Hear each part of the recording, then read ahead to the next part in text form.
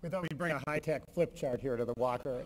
It's wonderful to be here, and thank you so much. I want to begin the 2025 State of the City Address here. It's my 24th and final State of the City Address, and I want to really give a warm thank you to Olga Viso, who now is challenging Martin Friedman for the longest-running director here at the Walker, and say thank you for all the amazing work the Walker has done. I want to jump right in here into a controversy that I know has been gripping this city, and it has rightfully, and it's a controversy about what we should do about a third Northside High School, where to build it, how quickly we can build it. Now, as you know, this issue has been gripping us for a long time, and it's here in part because of success. I think one of the great things we know is that both North and Henry High Schools are now at the top of every single national ranking of high-achieving high schools. And so it's clear that that first generation of the Northside Achievement Zone we started on so many years ago as they move into high school, now we're having an enormous impact on educational excellence throughout the whole North Side. We should be very, very proud of that. But we also have to remember that one of the reasons that we need a new high school in North Minneapolis is simple math. We simply have more people living in North Minneapolis than we could have even imagined a decade ago. So why are so many people living in North Minneapolis? Well, we started planting the seeds of this North Side population explosion a decade ago. The first thing we did, of course, was to dramatically lower crime, especially among young people. Our decade-long strategy of moving our cops out of their cars and onto the street helped with that because we developed some very deep partnership. And that helped also because we did some very aggressive recruiting efforts that really made that North Side police force look like the North Side. The second thing we did is we reclaimed the neighborhoods that had been devastated first by the Great Recession more than a decade ago. And we know what happened. During that horrible time, this city, with a lot of help from a federal government in the former Obama administration, put tens of millions of dollars in to prevent foreclosures and to reinvest in rebuilding the homes that had been devastated during that period of time. So we got homes out of the hands of absentee landlords.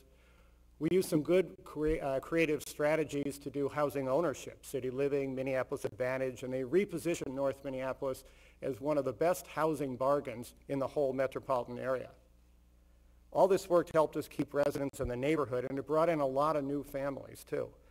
And they, in turn, told others about what a great place it was, and collectively, the people of the North Side invested tens of millions of dollars in private money into the housing stock of the North Side because they knew investing in housing in North Minneapolis was a great investment. Green Homes North also brought in 100 families that bought those phenomenal green homes, but they also spurred hundreds of others nearby to make investments in their places as well. And it should be noted that many of the people who bought those green homes were people who worked on the construction of those. Getting those buildings built in the first place helped sell more houses as we went along. Of course, nobody can forget that as we were coming out of the Great Recession, North Minneapolis was rocked again by that horrible tornado so many years ago. And we knew it was a setback, but we also knew that it had to steel our resolve to rebuild the North Side. All that devastation led to a lot of work, but it also led us to rethink things. And there's nowhere that's a better illustration of that than Penn Parkway. When we saw all that devastation along Penn Avenue, we knew we shouldn't put it back just like it was before. And so we worked together with Hennepin County on a grand vision for Penn Parkway. And today, when you go down Penn, you see a grand boulevard with walking and bike trails, with efficient high-speed bus that brings the riders down to the Bottineau station on Olson Highway. Back in 2010, we also said that we should add some beauty to the North Side. And so we began to plant flowering trees, and we never let up. And so today, as you go down Penn and other boulevards along North Minneapolis, you see fruit trees blossoming all spring. And every spring, people come back for the anniversary of the tornado, not to mourn what happened, but to celebrate the fact that as those flowers bloom throughout the North Side, we recognize that it's an incredible symbol of the rejuvenating spirit of this amazing part of the city of Minneapolis. The housing boom along Penn was also followed by another one along the Northern Greenway. Remembering now, once we connected what we used to call 26th Avenue in North Minneapolis and what we used to call 18th in Northeast, With that bridge across the river, we recognized that we could have a great bike trail that connected the whole northern half of North Minneapolis and Northeast, just as the Midtown Greenway had done a couple decades earlier on the south side. And just like Midtown, where all that population growth along the Midtown Greenway eventually spurred enough property tax demand that we could use new revenues to fund a streetcar, the same thing happened in North Minneapolis. And so that housing boom in North Minneapolis is fueling incredible ridership on the new streetcar on the North Washington Broadway route through North Minneapolis. And of course, there's Nicollet Central, the streetcar that started it all, and it set off another boom in Northeast. I especially like riding on that Nicollet Central line when I hop on right near the Shoreham Yards, right at the evening rush hour, and you see all those workers coming out of the Shoreham Yards Brewing District, and all the ones nearby in the Homegrown Hops District coming out of the fields together, hopping on those streetcars, and riding up and down Central Avenue to the restaurants and the galleries into downtown. Now, the Nicollet Central line has led to an enormous renaissance along Central Avenue. And that's also been the case as Nicollet Central goes up Nicollet Avenue into South Minneapolis, along East Street and all the way to Lake Street.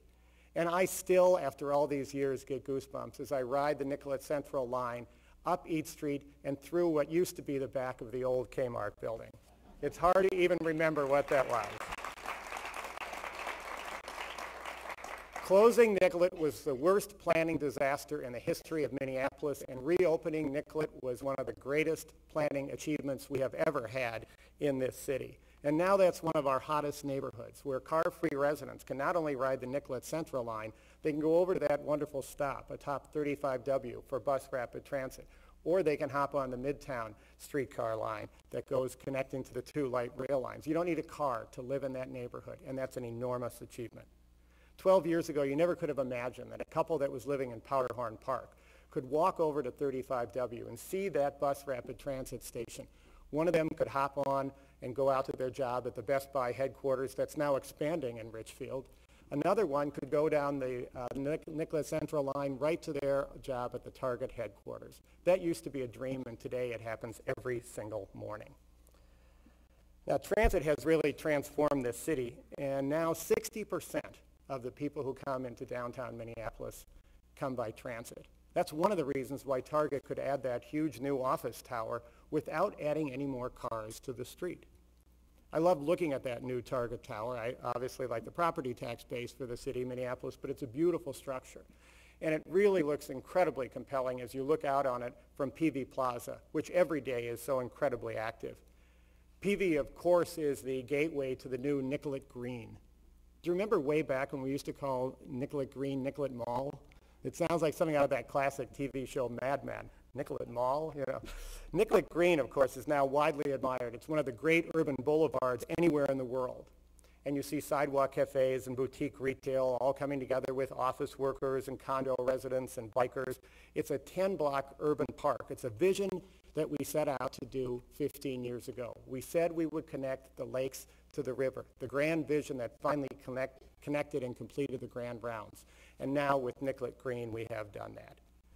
The Nicollet Central streetcar fits perfectly into Nicollet Green. You see East Bank condo riders in the morning coming across the Hennepin Bridge. You see visitors coming out of the newly remodeled and expanded convention center, coming out to Nicollet and saying, I'm going to hop on the streetcar. Maybe we'll go up East Street, maybe we'll go to Nice for a drink, maybe we'll go to both. It connects them to the whole city of Minneapolis. And we also want to thank Hennepin County for that really innovative partnership they did to take all that unused steam that was just going up into the air from the HERC and channel it over to Nicollet Mall so that we could use that to heat the sidewalks. And so even on the coldest days of winter, people can walk down Nicollet Mall in shirt sleeves. That idea I had way back about trying to grow palm trees didn't exactly work, but it did remind us that unused steam can do something great for a city of Minneapolis. Now, as we said when we started this effort back in 2013, Minneapolis is a city in a park, and now we have a park in the center of the city. Nicollet Green has emerged out of that design competition in 2013, and it is now one of the many inspirational green parts of this very, very green city. It grew out of that 2025 plan from the Downtown Council so many years ago. And it's mirrored by other parks throughout the city. Every one of our streets now is greener. And I also love that new idea of those pop-up parks that we do, where every single day it's moved to another parking meter or other part of downtown. So any day of the week, a park could pop up somewhere in the center of the city. Nicollet Green and these pop-up parks and all the greening has meant a lot for our new vision of parks in the city, but probably nothing has been more inspirational than Armory Yard, that amazing new public space that connects where City Hall is and the Viking Stadium that was built a decade ago. Armory Yard has spawned a lot of different imitators, but no one has gotten it right like we have gotten it right. There's nowhere else in the world that has a park with so much active energy going on that so reflects the values of the city of Minneapolis. This is where you go to find that amazing skate park with a half pipe shaped like the Viking ship, where you see ropes courses that are challenging scout troops and birthday parties. You see soccer and lacrosse fields, the dog park, the croquet pitch, the concerts, the outdoor movies, the ice skating in summer, the snowboarding on those mounds that grow each time we plow the streets. You all know how inspirational this area has been. But what's been great about it is that park has also spurred hundreds of housing units in the areas around it in what used to just be a bland area of parking lots. We don't need seas of parking lots in downtown, and we don't have them anymore, and that is a huge, huge achievement. Now, with all,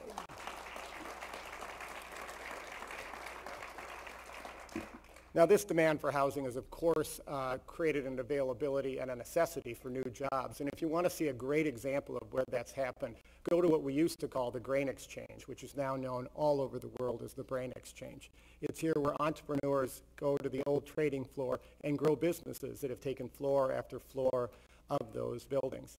What's especially exciting is now that is connected up with the research at the University of Minnesota, which is just a bike ride or an LRT stop away. The Grain Exchange has become the Brain Exchange. So Minneapolis is growing. There are more people, there are more jobs, every person in every place. Our population now has hit 450,000 people, and we're on track to hit 500,000 people by 2040, if not sooner. We've been able to grow without sacrificing the livability of our strong single-family neighborhoods because we've spent 15 years focused on growing in areas along transit corridors.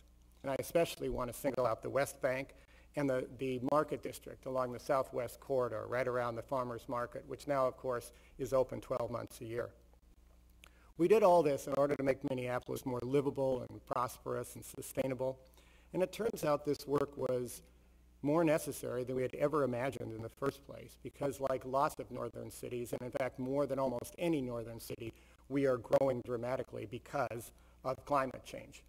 We saw that in last week's Census Bureau, which showed some stark numbers about climate change. It says that it set off a mass movement from the coast into the center of the country, and that's why we're so proud that Minneapolis has been a leader in combating climate change, in adapting to it, and accommodating all the people moving here because of it. So with so many more people here, we've been able to keep our property taxes down. 15 years ago, all those core services we had were supported by under 400,000 people. Today, 450,000 people support those core services, so all of us are paying a little bit less. And the building boom and all those housing values are making it even more affordable to shift the burden off the homeowners in the city of Minneapolis.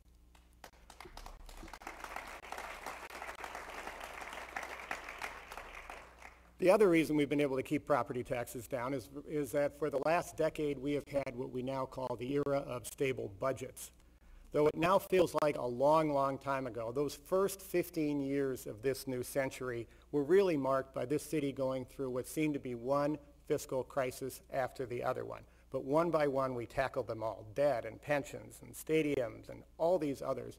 Finally in 2013 we knocked off that big one. We finally did a partnership with the legislature that finally had consistent local government aid that allowed us to do good, smart, long-term budgeting. And all of that together set off this era of stable budgets. It's important to say that not only have we grown in this whole period, but we've also become a very different people. There's now no longer any racial group that dominates the city of Minneapolis. We've become what they used to call way back when a majority-minority city. Of course, now we just call that America. The waves of immigrants and refugees who are coming here from East and West Africa, from Southeast Asia, from Latin America, well, all of that has slowed, of course, because thankfully we're no longer a planet that's as torn apart by war and economic injustice. But the generations of those families that came during those years are now adults, and they're contributing and raising families of their own. They're joined by African American and Native American youth who once suffered the greatest educational disparities of any area in the country, and it's so amazingly exciting to know that we have closed those gaps. Together we call all of these young people who are now adults the step-up generation. They're the first wave of young people of color that we brought into the workforce through America's longest running and most successful youth employment program called Step Up. It started right here in Minneapolis, of course, and these young people have stepped into leadership in every piece of this community. The step-up generation has helped not only themselves, but they have transformed this entire community into one of the world's great global cities. Their language, their cultural skills are now being taught to students in our schools, and in turn being taught back to adults in community centers around Minneapolis. More than 2 decades ago, Minneapolis faced a challenge, and we faced a crucial decision in the wake of 9/11. While many states and many cities were erecting barriers to immigrants in the wake of 9/11, we did something different here in Minneapolis. We said we would build a new Minneapolis where everyone belongs. And it was the right thing to do, and frankly, it was also a very smart thing for this city's bottom line. Today, so many years later, cities that shut out immigrants have trouble recruiting their children to work in their city, but not Minneapolis. Minneapolis is now a global powerhouse, one of the strongest communities anywhere in export businesses because we've brought in new generations with their language and cultural skills that have helped us cross cultural barriers as we do business around the world. That whole story was told so well on The Economist's website, the front page story that said how Minneapolis beat China to become Africa's best friend. All right, so now at this stage, folks, just so you know I haven't totally lost my marbles, I do know it is not 2025. That deserves a round of applause, right? All right.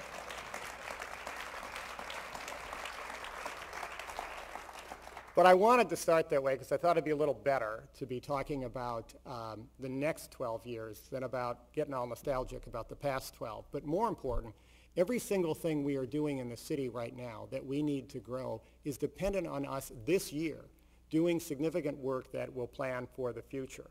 And that really needs to fall into 4 key areas. We have to run this city well, we have to grow this city, we have to strengthen the common ground, and we have to build a path for this next generation. So start with running the city well. The first thing we need to do this year is to make sure that we do exactly what we've been doing for this past decade, which is to take care of those 2 basic pillars of running a city well. You have to manage the money and you have to keep it safe. So start with the money. We should be proud that we're entering that era of stable budgets, and we are. And we're doing it because we spent more than a decade making some very, very tough decisions around here. We paid down $241 million in debt and restored our AAA bond rating. That will not appear on my tombstone, but it's something that makes me and should all of us feel very, very proud.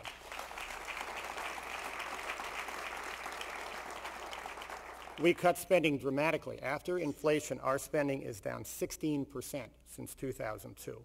We eliminated business lines, we merged departments together, we partnered with our employees to save health care costs without sacrificing quality. We did a lot of reform, and against great political odds, we fixed the broken pension system that was unfairly costing taxpayers millions of dollars in this city. That was not easy. That took tremendous political courage, and I especially want to thank Council Members Betsy Hodges, Councilmember Elizabeth Glidden, and Council President Johnson. They were huge partners in doing that, and that will pay off for years and years to come. Thank you for your leadership on that. We saved our taxpayers $5 million a year and growing because we passed a stadium funding plan that took Target Center off the backs of our property taxpayers. And had we not done all of those things, our property taxes today would have been 35% higher than they are right now. Now we have a challenge left, and I referenced it in my introduction there, and it's the broken relationship with the state of Minnesota. Over this past few years, from 2002 to 2013, we took a whopping $455 million hit in lost local government aid from the state. We lost almost $500 million to this city. There is some good news in this, however. Governor Dayton and Myron Franz, the fantastic revenue commissioner, is up here, who's shown amazing. Myron, give us a wave, because you've been a great hero in this work. They've proposed the first balanced budget in this state in a decade, and they've done it in a way that helps restore the partnership between cities. Myron, please pass on to the governor and all of us that we will put our full weight behind supporting this plan, just like I did up in Duluth yesterday, and we'll continue to do that. Thank you for honest budgeting, and you'll allow us to do more honest budgeting going forward. Thank you very much. That second pillar of running a city well is making sure Minneapolis is a safe place to call home, and we have made progress here. Think about this statistic. In the past 3 decades, there was only one year when violent crime was lower than it was last year in 3 decades. You know when that was? The year before. We have finally turned the corner, but we are not done yet. We have a lot of work to do. But we do want to credit people for the incredible work of our police and of our community in doing this. We've had some great partnerships with our community. You can go into some of the hot spots in Phillips and Ventura Village and see that the partnerships with community there have dramatically lowered crime. You can also say that our police have become national leaders in what's called predictive policing, which is exactly like it sounds. Predict where crime could occur and get to that spot before the crime occurs and head it off. And our police have done great work on that. And we have also had inspirational community leaders in a very tight partnership for now 6 years running on a youth violence prevention effort that has led to a 59% drop in youth involved in violent crime. These are important pieces of progress.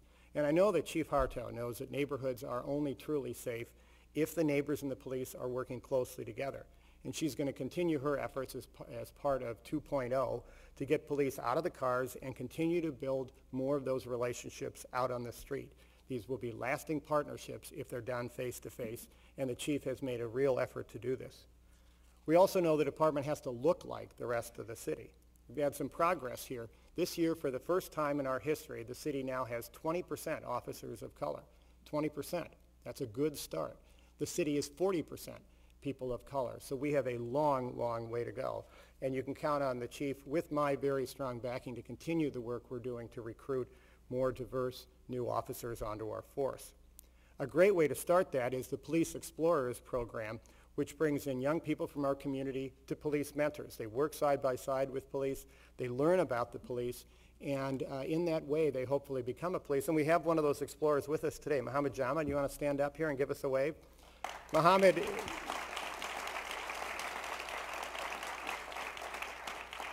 grew up in our city. He's now at Century College. He wants to be a Minneapolis police officer, and I can't wait to see you sworn in.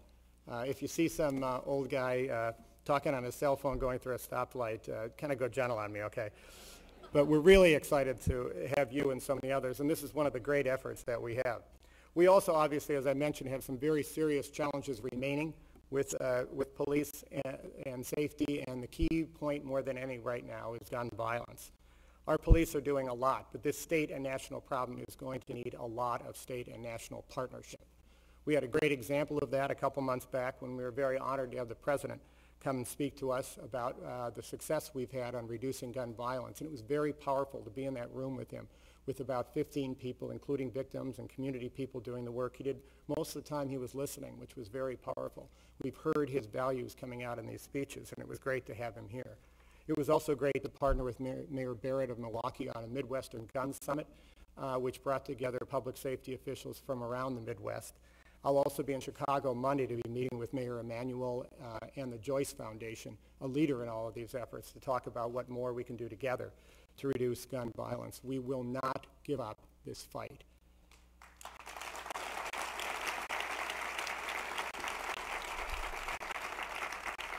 This country is gripped by an epidemic of gun violence, and nobody in a room needs to know what kind of horrible tragedies we have seen by this, and it is far too easy to get an illegal gun in this city. We have heard plenty of excuses not to act, but I believe there is absolutely no excuse for the Congress and our legislature to look at what has happened and not to act. It is time to get something done.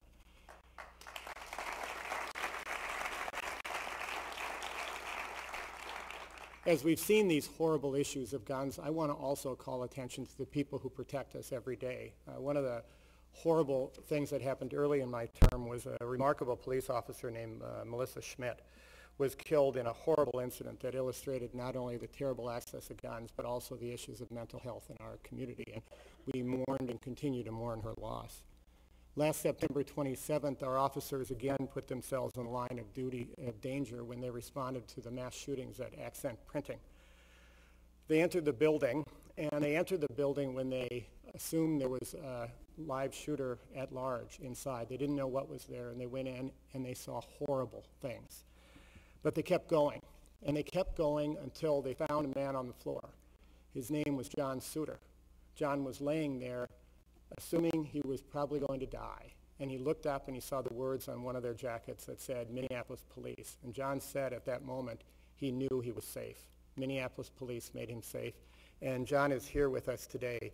Please join John and Shireen Rahamim and her son Sammy, who are the family of Reuven Rahamim, who we lost there. Please welcome them all and thank them with me. Give a thank you to the Minneapolis Police Department on their behalf. It's good to have you guys here.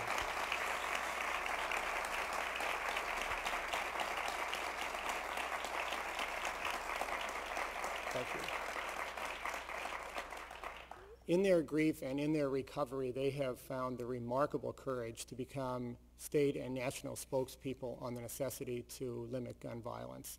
I really want to commit to you, and I hope we all commit to these amazing people, that your work will not be lost. We will not give up this fight. There was progress even this morning, but it is not done, and we will fight, and we will fight, and we will fight to make this safer. Thank you for your work, and we will join you in doing that.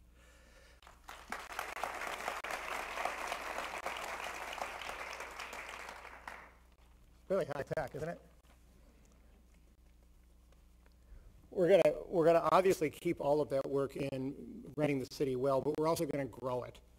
By 2025, we want to have, as I mentioned earlier, 450,000 people in Minneapolis. That's about 65,000 more people than we have today. And we want to do that without disturbing the single-family character of our neighborhoods, and we want to do it without putting one additional car on the street.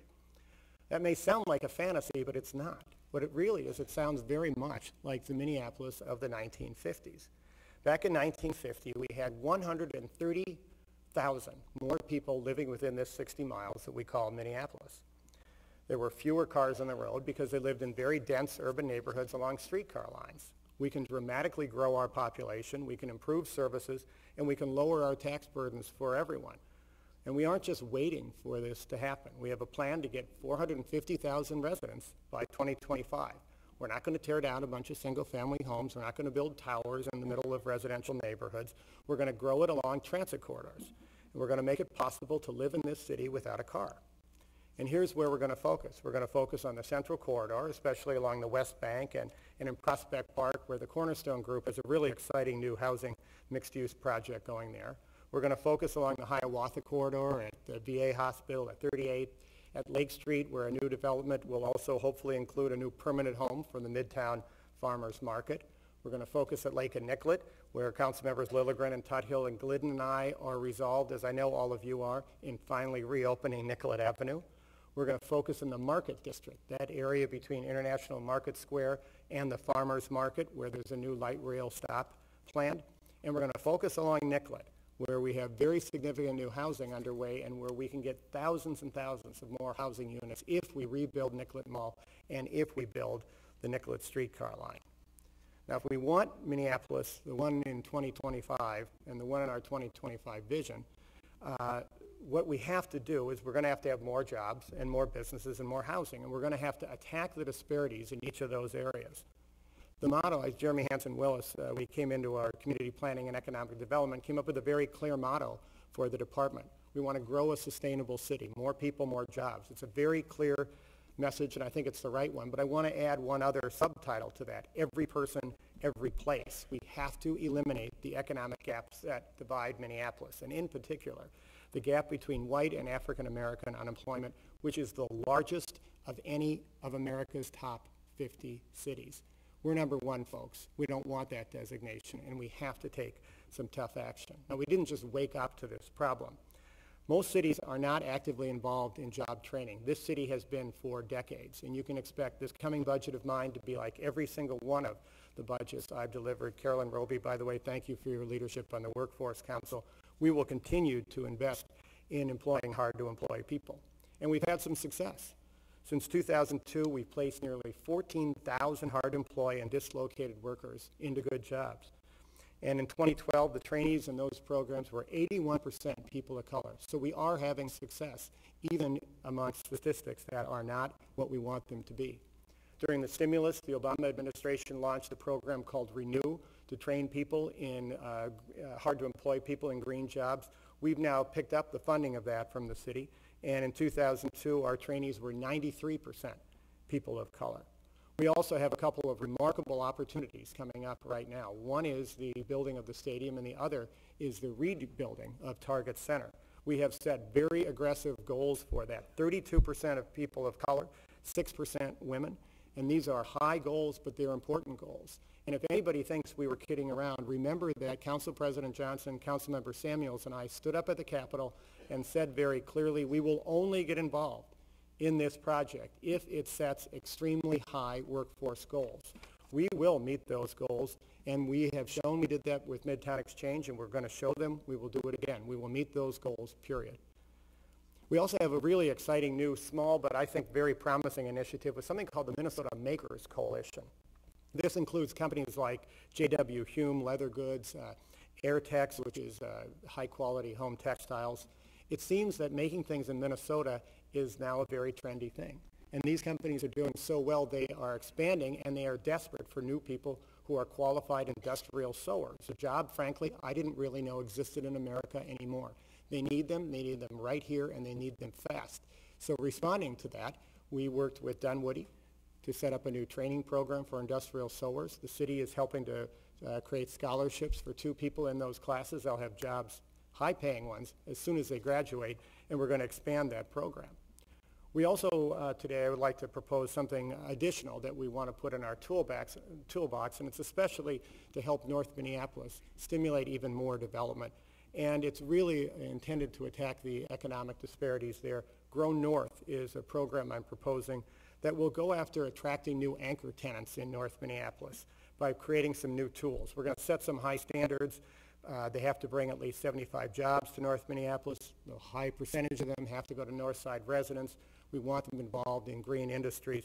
But you'll be hearing more about that as we talk about that and get some ideas from the community and the City Council, and as I bring that forward in my budget this coming August.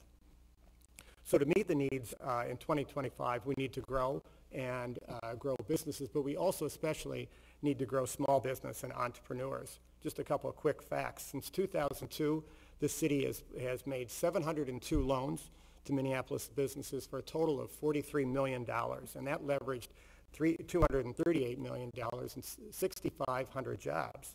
We invested another $9 million along commercial corridors in our Great Streets program, and that leveraged $64 million of investment. So helping small business works, but also you need to know when to get involved and when to get out of the way. So we've broken down some barriers.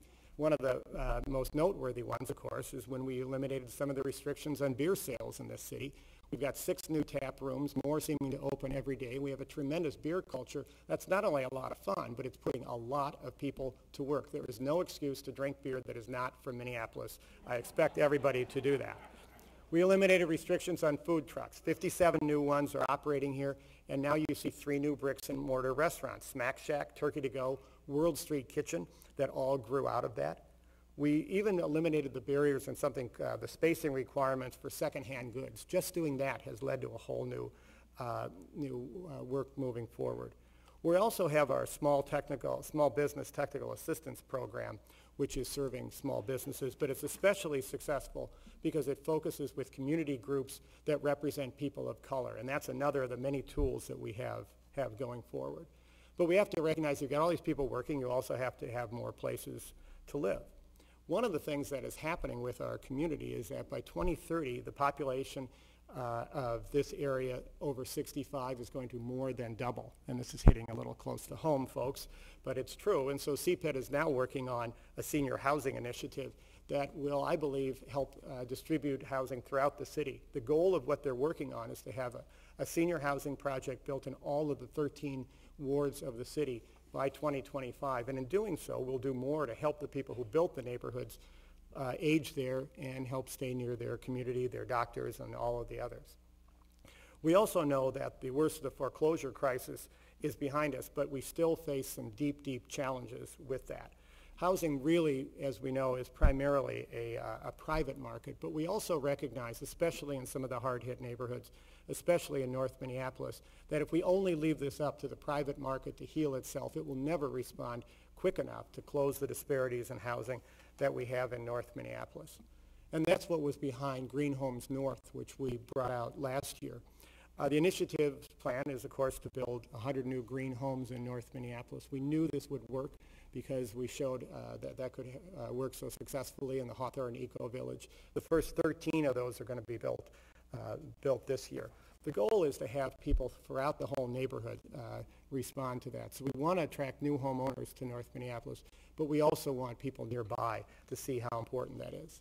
We'll also be working at the legislature on something called the Homeowners Bill of Rights, which is intended to close disparities, but also to address the issue of foreclosure that is racking this community. And we think the Homeowners Bill of Rights is one of many, many tools that we have to have.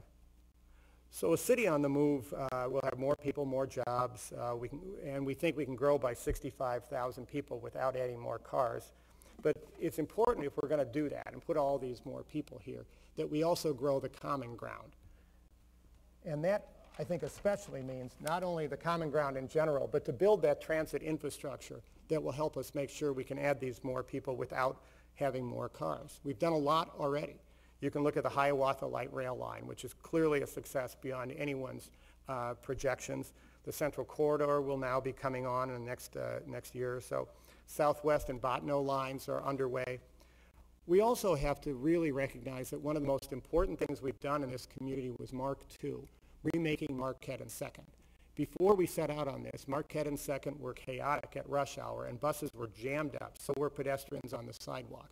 We came up with a new strategy to stagger buses, to widen the sidewalks, and that has had a dramatic positive impact on transit. Ridership is up 25% and now rivals the ridership along the Hiawatha Light Rail Line. And it's one of the reasons why there are now 40% of the people who come downtown come by bus. That's real progress, but we cannot call that bus rapid transit yet because we only have one stop in the city of Minneapolis. That's why it is so important for us to continue the work to get the bus rapid transit stop at top 35W at Lake Street. Our most important challenge right now this year on transit, in my mind, is to make sure that we move forward on building modern streetcar lines, starting on that Nicollet Central line. Our competitor cities are doing this, folks. Dallas, Portland, Charlotte, Salt Lake City, Seattle, you can go on. The list is on. They're showing that when you build modern streetcars that stop every block, they not only get people out of their cars, but they also grow development along that line. We have done a lot of talking and thinking and planning and meeting about streetcars. Folks, it is time to get this done.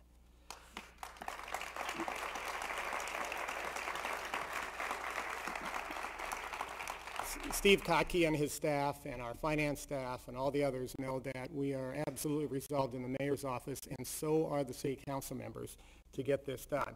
We're going to continue our federal lobbying, which has been very aggressive, to get funding for this. We're going to continue our lobbying at the Capitol to get the financial tools we need and the flexibility to deliver on this.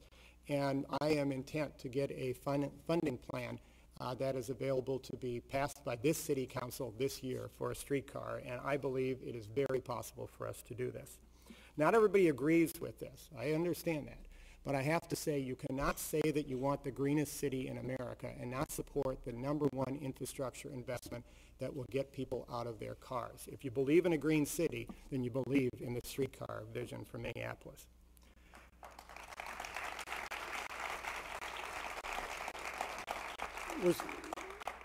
With all this done, the bus is still going to remain the backbone of our system in Minneapolis for most of our riders. We have something that's very exciting being planned on Penn Avenue, and we really applaud the Hennepin County for taking this on and providing leadership.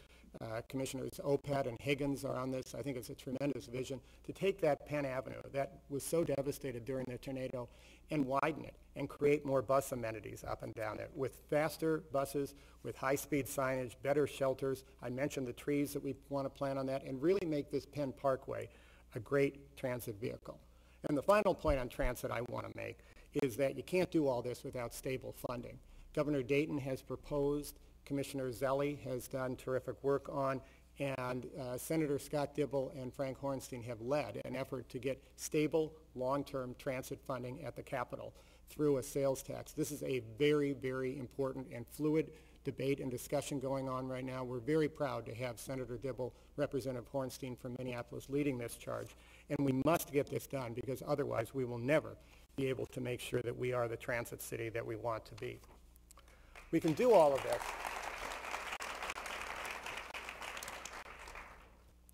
We can do all of this with transit, but Robert's not walking out because he's humiliated. He has an appointment that he has to go to. I just want to make that clear. Robert hates streetcars. Thank you, Robert. No, Robert told me, I'm so sorry. Robert loves streetcars. I'm winding it up, folks. Don't worry about it. The final area we want to talk about is to build a path for the next generation. So stop and think about this for a second. The year 2025 is 12 years away. So most of the kids who were born this year will be in 6th grade. Today's first graders are going to be graduating from high school. The 9th graders, and I speak to every 9th grade in Minneapolis schools, the one that I will speak to this year will have been out of high school for 9 years. Those who go on to higher education will have graduated 5 years earlier. The young people who graduate this year are going to be well into their careers. So by 2025, and that vision I was reading earlier, we're going to have a really good idea whether this next generation of young people in Minneapolis are going to accept an achievement gap that never, ever should have been acceptable in this community. Of the top 20 metropolitan areas in the country, Minneapolis-St. Paul has the largest achievement gap. Of the top 20 metropolitan areas in the country in achievement, we are dead last.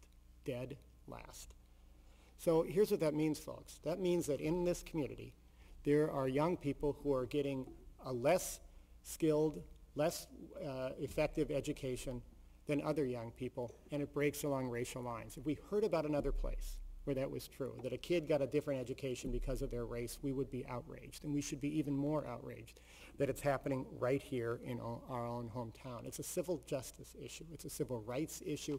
It's an equity issue. It's an economic issue, and we really have to recognize that not only is that horrible, it may be about to get worse. Think about what's happening with our demographics. So our planners tell us this.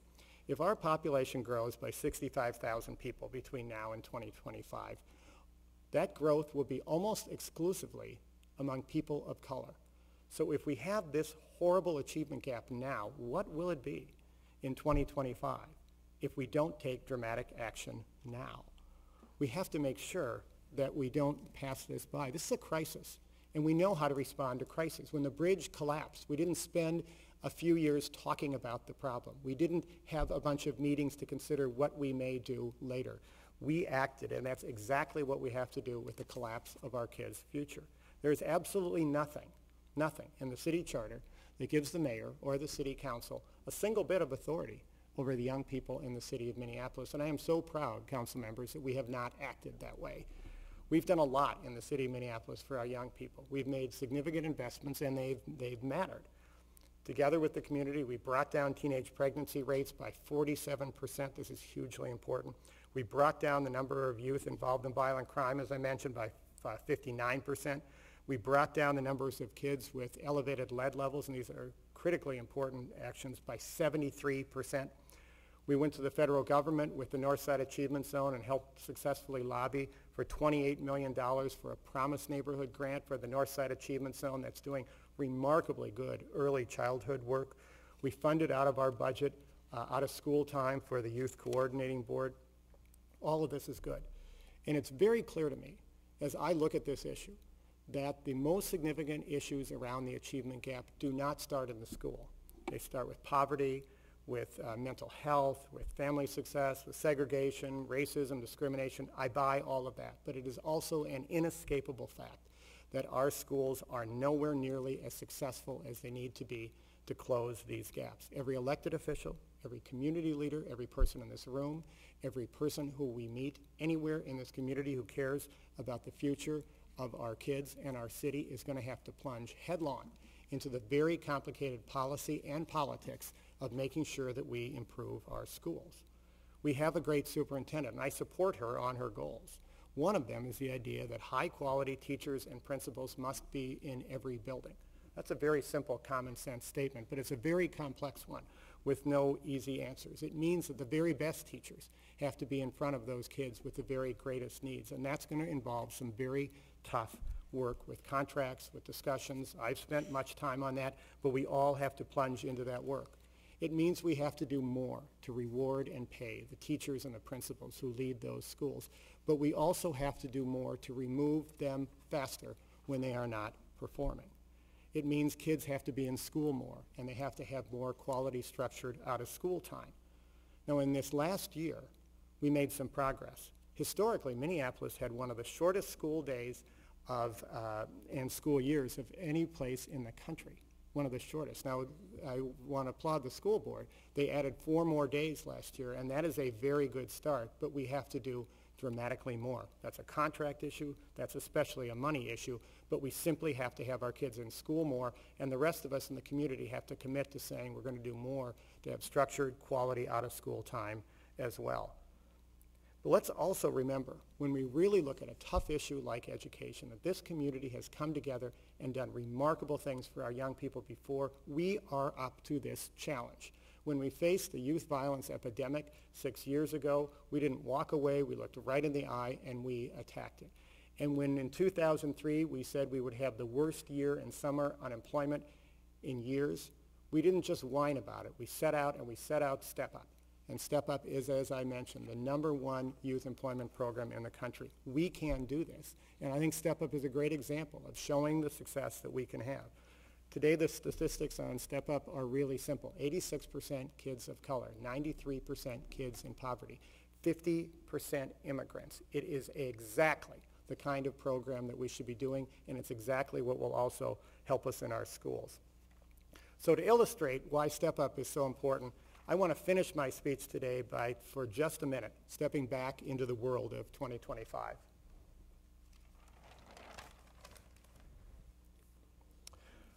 So as you know, 2025 marks my last State of the City address, and I promise this time, actually. As I've said for many times, the best thing that the city has ever done in the time that I've been here has been Step Up. I also felt that even more strongly last month at the annual meeting of the Step Up Alumni Association. You know, the Alumni Association had its first meeting way back in 2014. We said, let's have it at that newly renovated Target Center. So the Step Up Alumni Association met, and everyone showed up. We had 17,000 young people who'd gone through that, and it became clear that we no longer fit in Target Center. It's a good thing we built that football stadium, which we will outgrow in a couple of years. Step Up has produced some of Minnesota's greatest leaders, and some of them are with us today. I wonder if you could stand with us today. Miles Swamy, the CEO of General Mills. Miles, you're here with us? Miles down here, thank you very much.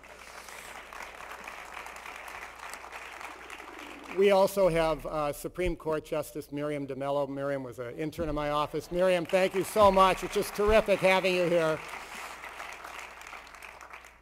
One who is not with us today is of course, busy, as you know, and he is the newly elected president of the Peaceful Democracy of Somalia, Hashim Yunus, who has been such a great thing. Hashim, we send our thoughts out to you. You also remember at that Step Up Alumni Association meeting, you saw a few young people who were aggressively working the room, and I wonder if I could ask them and some of these others to come on down. So all you who stood up already, come on down, and Muhammad Jama, come on down too. These other ones, Kelsey Van Cleve, Jarrell Tate, I think Jarrell, you're here today, Marif Hassan, Catherine McWhorter, Adis Tafai, Angela Nwisi, you all here? So out of these all here, what do they all have in common? Well, all of them, except for Miriam and Miles, are running for mayor. And most of them were step-up interns in my office. But I have to tell you, I won't be leading this city any longer. But I have to say that when I look in the eyes of these amazing young people, I know that Minneapolis is in great shape for the future. Thank you very much. Okay.